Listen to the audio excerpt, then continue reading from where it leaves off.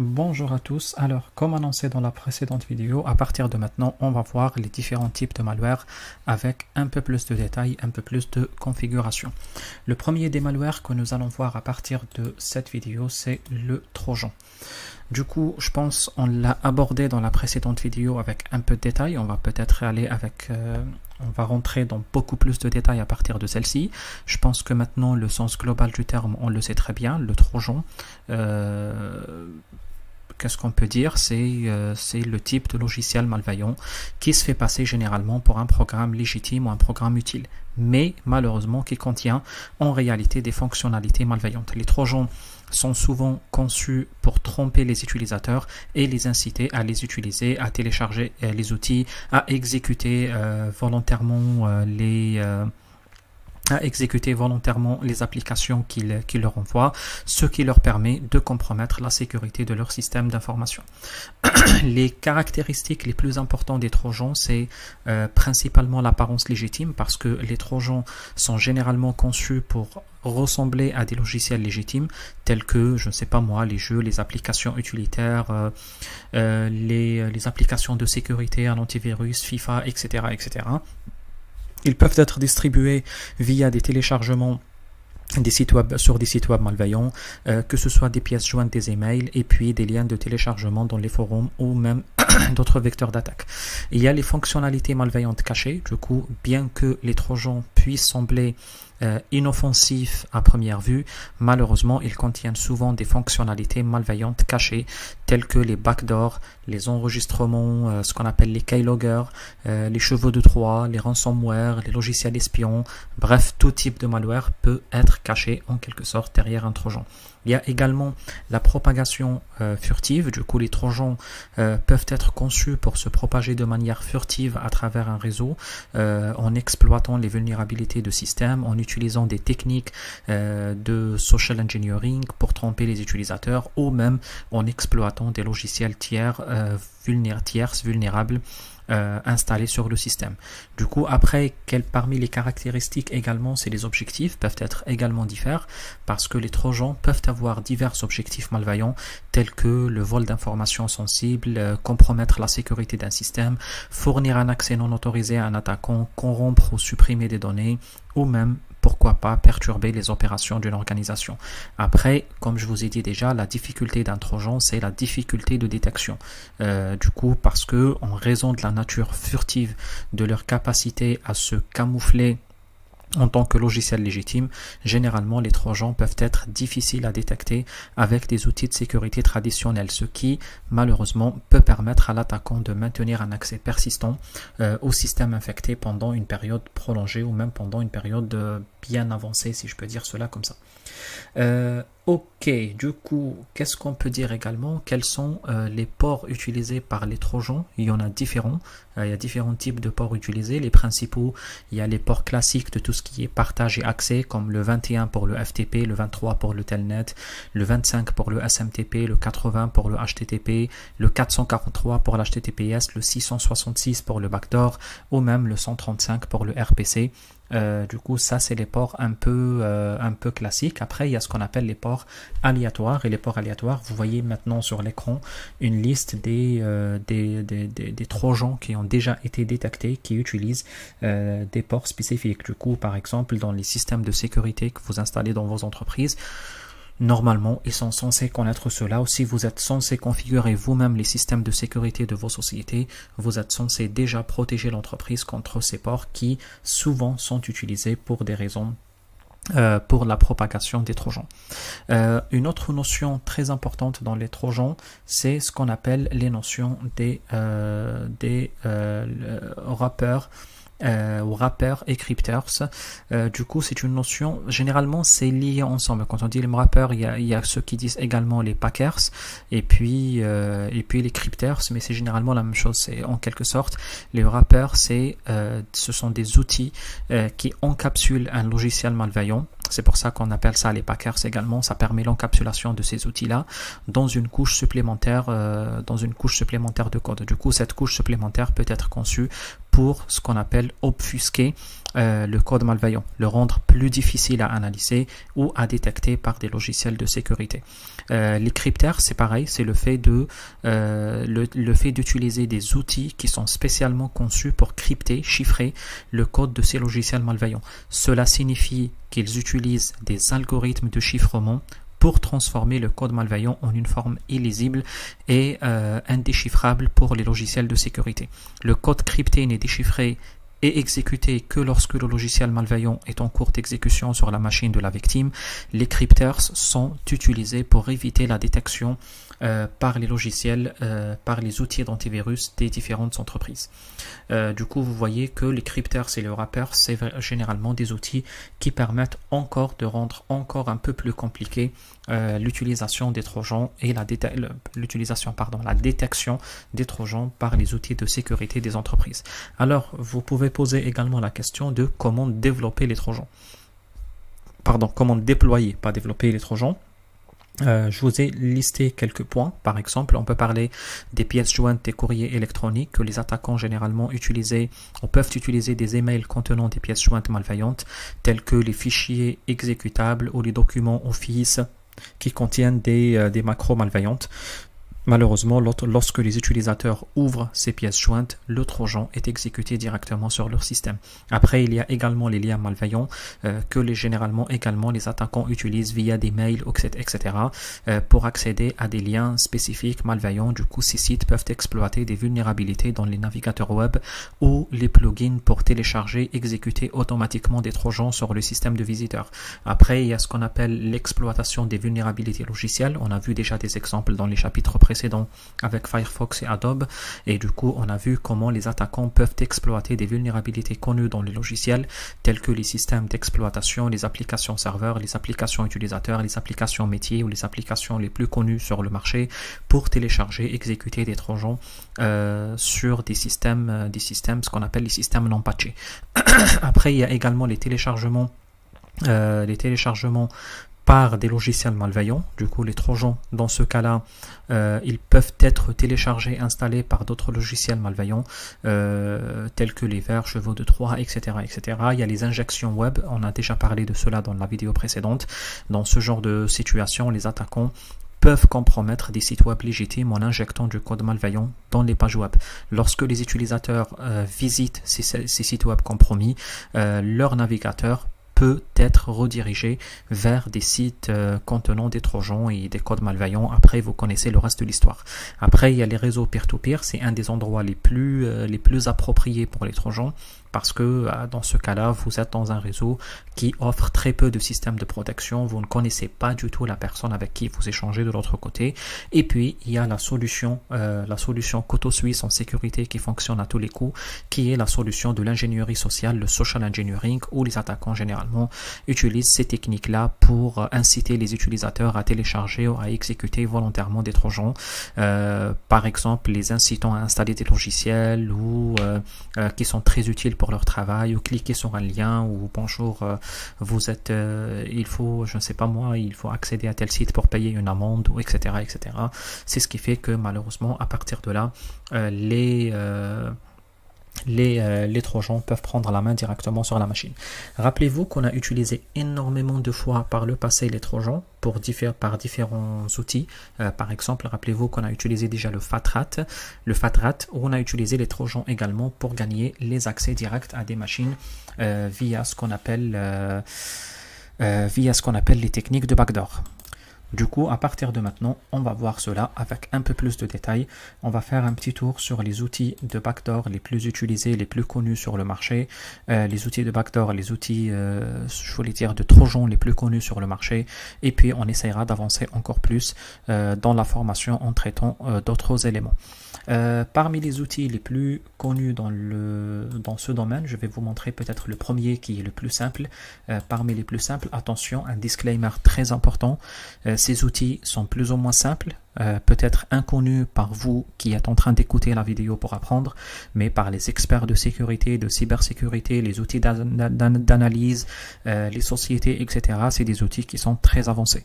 Du coup, il vous suffit juste d'activer l'antivirus. D'ailleurs, pensez à désactiver depuis Security Windows, le Microsoft Defender et le Smart Screen de Microsoft. Vous voyez, vous pouvez venir ici, gérer les paramètres et vous désactivez tout, sinon il va vous le sauter. Et puis, il y a également les fonctionnalités de Smart Screen de Microsoft, les contrôles des applications via le navigateur, etc. Vous voyez que moi, pratiquement, j'ai tout désactivé pour éviter que ça saute. Et puis, vous avez même les pare-feux Windows. Pensez également à les sauter. Comme ça, vous aurez une machine plutôt propre pour faire tourner l'exercice. Et vous voyez que même les systèmes d'antivirus Microsoft qui sont les plus faibles, parmi les plus faibles, vous voyez qu'ils arrivent à détecter cela. Du coup, attention, vous amusez à faire cela dans des entreprises ou à essayer de les envoyer à des utilisateurs dans des réseaux d'entreprises, vraiment pourra vous coûter très très cher vis-à-vis de la loi. Du coup, si on les apprend, c'est pour apprendre à se défendre, c'est pour comprendre comment cela fonctionne. Ce n'est pas pour tenter de les utiliser, c'est très important. Ce n'est pas qu'un disclaimer pour moi, même je m'en fous, j'ai envie de dire, c'est clairement, on est là pour apprendre, pour faire une formation, ce n'est pas pour faire du banditisme. Mais surtout, vous qui m'écoutez, vous pouvez tenter votre chance avec votre société ou je ne sais quoi, ou avec quelqu'un ou je ne sais quoi. Du coup, c'est strictement interdit. Et surtout, si vous êtes des scripts qui disent ou des suicide hackers qui savez pas trop vous cacher, etc., ça pourra vraiment vous coûter très cher. Du coup, pensez s'il vous plaît à vous. Le but, ce n'est pas de passer des années en prison avec tous les criminels de la planète juste parce que vous avez essayé un logiciel. Ce n'est vraiment pas l'objectif de qui que ce soit. Alors, comme je vous ai dit, vous avez le HTTP-RAT, c'est un outil, les outils RAT, je pense que vous les connaissez maintenant. Il y a le FAT-RAT, le NG-RAT, le PRO-RAT, le HTTP-RAT, bref, c'est tout un panoplie de logiciels qui utilisent des systèmes qui permettent d'avoir des backdoors via l'utilisation de trojans. Et là, vous voyez comment ça peut être très facile, en quelque sorte, de faire exécuter ce script via ou par le biais d'une petite installation sur la machine distante en précisant quelques petites informations de base, le port 80, etc. Et puis vous créez votre backdoor et du coup à partir de là, ce qui se passe c'est que la machine ici que vous êtes en train de voir, elle est devenue une machine cible. Du coup, regardez que si je fais le 127, oh là là, qu'est-ce qui se passe? Le 127.0.0.1, cette machine malheureusement va devenir ni plus ni moins qu'une machine d'attaque où j'utilise peut-être le 192.168.1.34. On va voir ce que cela donne. Je pense avoir supprimé un truc. Excusez-moi, je vais revenir tout de suite. Non, pardon, j'ai rien supprimé parce que j'ai enlevé ce fichier-là. Le readme, mais c'était pas la cause. Du coup, qu'est-ce que j'étais en train de faire? En double-cliquant ici, en Create, on va juste double-cliquer sur le... C'est parce que l'objectif de ce qu'on fait avec le HTTP-RA, c'est de lancer le trojan. Et le trojan est là, pardon, je ne l'ai pas vu. Le trojan a bien été lancé ici, le HTTP serveur, et du coup, il vous suffit juste de double-cliquer sur le HTTP serveur, de créer le HTTP serveur. Vous comprenez bien que maintenant, celui-ci, on peut l'envoyer sur, je sais pas moi, sur un logiciel de n'importe quoi. On lui change le nom, et puis c'est bon, et puis on incite l'utilisateur à l'exécuter d'une façon ou d'une autre et le résultat est catastrophique sur la personne victime parce que vous voyez que si vous tapez que ce soit le 127.0.0.1, c'est le cas ici, ou bien même l'adresse IP de la machine directe, vous voyez que la machine est totalement maintenant sous contrôle et la machine est devenue une machine zombie. Attendez, je vous l'affiche, zombie HTTP-RAT. Autrement dit, c'est une machine qui est totalement sous le contrôle de ce serveur. Du coup, il suffit d'aller browse sur la machine et puis vous voyez, il y a le disque C. Si vous vous rappelez, sur le C, on a installé Snow, on a installé le répertoire PWD dump. Vous voyez que c'est bon, maintenant on peut y accéder, on peut récupérer. Là, vous voyez, par exemple, il y a les hash des mots de passe. On peut facilement les récupérer ici et vous voyez les hash des mots de passe, c'est récupéré. Et du coup, c'est vraiment maintenant, la machine est totalement sous le contrôle avec juste quelques clics. Encore plus compliqué que ça, il y a des outils encore plus sophistiqués et plus avancés, j'ai envie de dire, comme par exemple ici, les outils RAT, comme le PRO-RAT, pour moi, à mes yeux, le plus complet.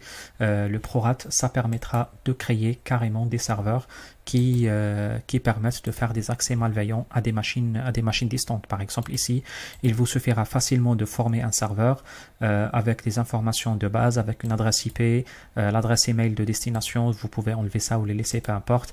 Configurer les quelques paramètres rapides, comme par exemple le port utilisé, le mot de passe, le nom de serveur. C'est moi qui avais fait MDR, c'est juste pour la blague, mais après on peut appeler ça comme on veut. Par exemple, on peut l'appeler ça readme, par exemple. Ou on peut, après, qu'est-ce qu'on peut faire? On peut préciser le type de fichier à quoi il ressemble, et puis l'exécution, et puis pardon, là c'est le type d'exécution, et puis là à quoi il ressemble le fichier. Par exemple, vous voyez, quand on a des logiciels, on peut mettre une icône comme ça, et puis comme ça, à partir de là, on va former le serveur, et puis le serveur a été créé avec succès sans aucun problème. Et puis là, vous voyez ici, il y a notre fameux serveur qui a été créé sous format d'une petite page web. Après, vous pouvez le lancer. À partir de maintenant, vous prenez le contrôle sur les machines de destination, et je vous laisse voir. Là, vous mettez l'adresse IP de la machine qui a exécuté, le port d'accès, et puis à partir de là, vous connectez, et puis vous voyez les catastrophes que vous pouvez faire sur la machine. Info sur le PC, vous pouvez récupérer tout, les applications, les messages d'alerte, les fenêtres, le chat, l'admin FTP, les amusement, je ne sais pas ce que c'est, ok, c'est bon. Vous pouvez même ouvrir le CD-ROM, vous voyez, vous pouvez même ouvrir et fermer le CD-ROM à distance. Je ne suis pas connecté sur la machine, je n'ai pas d'ailleurs un CD-ROM, mais c'est juste pour la blague ce que je voulais dire. Fermer le PC, les keyloggers, vous pouvez installer des keyloggers et prendre la main à distance, etc. Vous voyez que ça reste quand même l'utilisation des trojans, c'est quelque chose qui est plus ou moins très facile à utiliser, et malheureusement peut avoir des impacts plus ou moins très importants, et plus ou moins comment dire, très dangereuse et très dévastatrice, des impacts très dangereux, très dévastateurs sur un réseau d'une entreprise. Après, il y a d'autres outils comme le TIF ici que vous pouvez lancer en version serveur au client. Là, vous pouvez également éditer un serveur de Trojan avec tous les paramètres que vous souhaitez, le répertoire où vous l'installez, le fichier, le nom du fichier, est-ce que le fichier est visible ou pas, les ports utilisés, le port FTP, et puis là, vous voyez les différents paramètres qui peuvent exister sur les setups, les passwords, les notifications, les events, bref, tout ce que vous souhaitez. Et puis vous créez votre fichier que vous allez envoyer à l'utilisateur, un double clic par l'utilisateur, et le tour est joué. Le PC de la victime deviendra totalement sous votre responsabilité. Il y a le NGRAT, je pense pas qu'il a fonctionné sur ma machine. Après, il me donne un code d'erreur, il me demande d'aller le chercher. Sincèrement, je n'ai pas le temps, mais c'est pas grave, c'est un outil RAT comme tous les outils RAT. Je vous conseille d'aller le faire jusqu'au bout, d'aller faire un petit tour sur l'outil, ça coûtera pas grand chose. Ici également, vous pouvez lancer l'installation d'un outil également. Là, qu'est-ce qu'il me dit également? Je m'en fous, hein. En tout cas, ça marche pas. Moi, c'est juste le but, ce n'est pas de faire le tour de tous les outils, mais de vous montrer plus ou moins les outils les plus importants qui permettent de faire cela. Après, il y a également les outils crypters. On a déjà vu cela, et là il y a même des outils qui permettent de créer des outils, des trojans qui sont totalement cryptés, totalement chiffrés. Du coup, vous choisissez les fichiers, l'icône que vous souhaitez, vous choisissez en quelque sorte votre bind en quelque sorte à le binder à des outils spécifiques ou à des logiciels spécifiques. Binder, juste pour information, c'est lié en français, si je peux dire ça comme ça. Du coup, vous allez le lier à un fichier, choisir l'extension que vous souhaitez. C'est un terme que je vous l'ai déjà dit, obfuscate, le fait de cacher le fichier, et puis vous lancez les applications, vous lancez les types d'options que vous souhaitez, et puis à partir de là, vous cliquez sur Encrypt, et à partir de là, il vous générera, enfin, c'est pas qu'il vous générera, vous prenez votre trojan, il va le crypter, il va le chiffrer, et du coup, le trojan, au moment où il est exécuté, il est décrypté, mais par contre, pendant les échanges, il est crypté, du coup, ça rendra très difficile le fait de le détecter par les outils de sécurité. Ok. Qu'est-ce qu'on peut dire encore? À partir de là, je pense qu'on a fait les plus importants des outils qui existent. Après, on peut même s'amuser, si vous souhaitez, à créer à utiliser des trojans qui sont plus ou moins disponibles. Par exemple, on peut utiliser des trojans avec le Bad Blue. le Bad Blue, il est là. Du coup, c'est une application de type serveur web et du coup, l'exécution de l'application Bad Blue permettra... Qu'est-ce qui se passe? Oui, il est là. L'application de Bad Blue, le 80, je crois, il est utilisé par l'autre. C'est pour ça qu'il ne passera pas. On peut changer un numéro de port ou libérer le port 80 avec la commande netstate si vous souhaitez. Ou sinon, vous choisissez par exemple le port 82, 85 si ça vous fait plaisir. Ou même le port 80-80. C'est le port un peu classique. Et à partir de là, vous lancez l'outil. Vous voyez, le serveur web a été lancé, le Bad Blue a été lancé. Et du coup, il ne faut juste pas oublier de préciser que le port de destination, c'est le 80-80. Du coup, à partir de là, je pense que vous avez compris ce qu'il faut faire. Là, on exécute le serveur web sur la machine et puis sur la machine Kali Linux, il nous suffira largement. Qu'est-ce que je voulais dire? Je cherche la Kali Linux et je pense que c'est devenu un peu classique pour vous ce genre d'exercice avec les interpréteurs qui vont vous permettre de lancer facilement votre interpréteur de commande ou votre interpréteur qui permet l'accès à distance à des machines de type Windows en exploitant les différents types de vulnérabilités. Du coup, même si vous souhaitez, on peut lancer le MSF console. À partir de là, on lance notre Metasploit. Je pense que maintenant, vous êtes plus ou moins à l'aise avec l'utilisation de Metasploit. Je l'espère vraiment pour vous en tout cas. Qu'est-ce qu'on peut faire à partir de là, une fois le Metasploit lancé? On peut voir la liste des modules que nous avons. Du coup, si vous souhaitez faire un petit tour des modules existants, on peut faire un petit show. C'est juste une petite révision de Metasploit, même si je devine bien que vous le connaissez maintenant.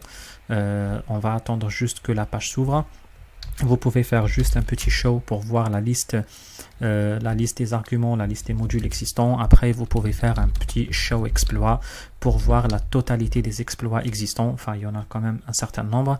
Si vous voulez chercher un exploit spécifique, il suffit juste de faire pas show, mais plutôt search, et puis il suffit de trouver en quelque sorte le terme. Par exemple, on a déjà vu d'autres. Là, on va utiliser le Bad Blue. Du coup, on va chercher l'exploit de type Bad Blue. Du coup, l'exploit qu'on va chercher nous particulièrement, c'est celui qui utilise le buffer overflow. Du coup, le principe ici, c'est pareil, c'est surcharger le buffer, surcharger la mémoire tampon de ce serveur, le tomber en exploitant cela, en créant un backdoor, en créant une porte dérobée vers ce serveur. Du coup, à partir de là, il suffit très facilement de dire use exploit et puis à partir de là, on choisit maintenant le chemin est connu, le Windows, le HTTP et puis Bad Blue pass. C'est bon, il est là. Et à partir de là, qu'est-ce qu'on peut faire?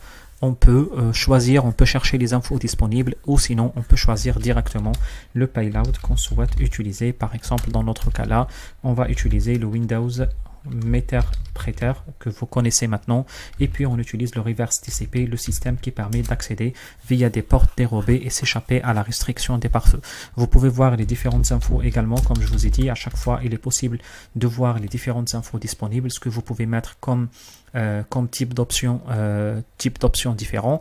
Et puis à partir de là, nous ce qu'on va faire, on va choisir les remote et puis on va choisir les locaux. Du coup, on choisit le remote host. Du coup, il suffit de faire juste un set r host.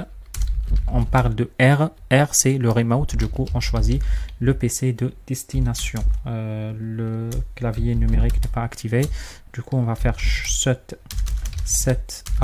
s'il te plaît, set r host et puis on choisit l'adresse de destination qui est dans ce cas là le 134 et on choisit même le port, par exemple set r port. On choisit le port de destination, je crois, nous on a choisi 80-80 si je me rappelle, et puis à partir de là, il suffit juste de choisir la machine qui lance l'attaque, qui est la machine Kali Linux, ce qui est normal. Qu'est-ce qui se passe là? Oui, pardon. Localhost, set localhost et puis à partir de là on peut lancer notre exploit et grâce au Bad Blue on peut prendre complètement la main sur la machine de destination. Aussi parmi les outils ou les techniques les plus utilisées ou ce qu'on peut utiliser également, on peut même arriver jusqu'à la création de trojans par nous-mêmes. Comment on peut faire là-dessus également cette opération? On peut nous-mêmes lancer l'opération qui nous permet la création de trojans. Maintenant je pense vous savez comment faire, on a déjà utilisé cela par le passé. Il y a le MSF Venom, je pense maintenant vous savez comment on crée des payloads et à partir de là qu'est-ce qu'on fait? On choisit le Windows Meterpreter Oula, qu'est-ce que j'ai appuyé sur quelque chose? Meterpreter, reverse TCP et puis reverse TCP. On choisit le localhost qui est maintenant, je pense, vous le connaissez, le 192.168.1.27. On choisit le local port qui est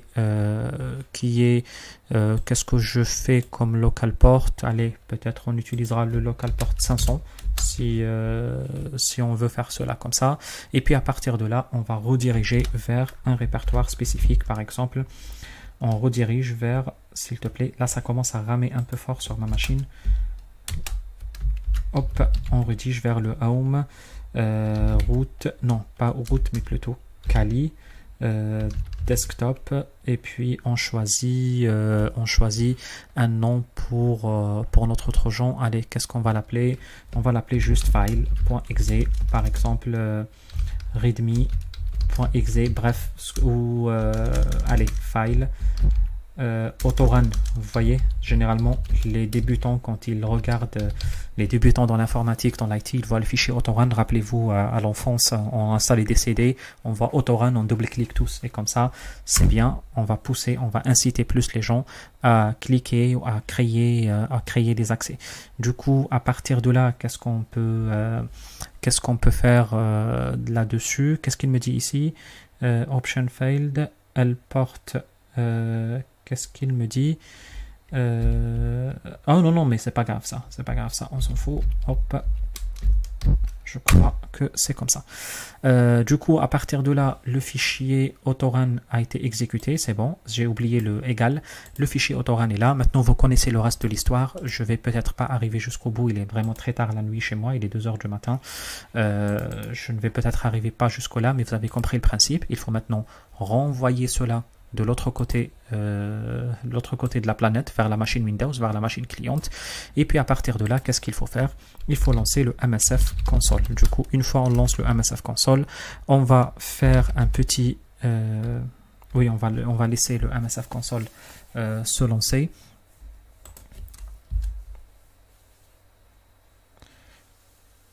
Et puis à partir de là, qu'est-ce qu'on peut faire? On peut lancer directement... On peut directement l'exploit multi-handler que vous connaissez maintenant. On a utilisé plusieurs fois par le passé. Là, on lance le multi-handler directement. Et puis, on choisit le payload en question. Du coup, le payload, c'est maintenant toujours le même. Windows, s'il te plaît. Non, Windows Meterpreter. Qu'est-ce que je voulais dire? Set payload Windows Meterpreter, reverse TCP s'il te plaît. Et puis à partir de là, on choisit les ports source, lhost 192.168.1.27. On choisit le port source. Rappelez-vous qu'il faut qu'il soit le même port. On a créé cela sur le port 500. Et puis à partir de là, on lance l'exploit. Et puis quand l'utilisateur lance l'action sur lance ce fichier autorun sur son PC, l'exploit sera lancé directement sur la machine Kali. Bien, ok, je pense que on a fait le tour de tous les outils type comment ça s'appelle, je perds le mot. Trojan, pardon, et les différents types de malware qui existent là-dessus. Dans une prochaine vidéo, on va voir encore d'autres types. Du coup, je vous laisse aller jusqu'au bout dans les TP, essayez de les faire jusqu'au bout, et puis dites-moi si ça ne fonctionne pas, ou si ça fonctionne, pourquoi pas. Et puis, on se verra nous dans une prochaine vidéo dans laquelle on va traiter encore d'autres choses. Allez, merci à vous tous, et à la prochaine. Salut.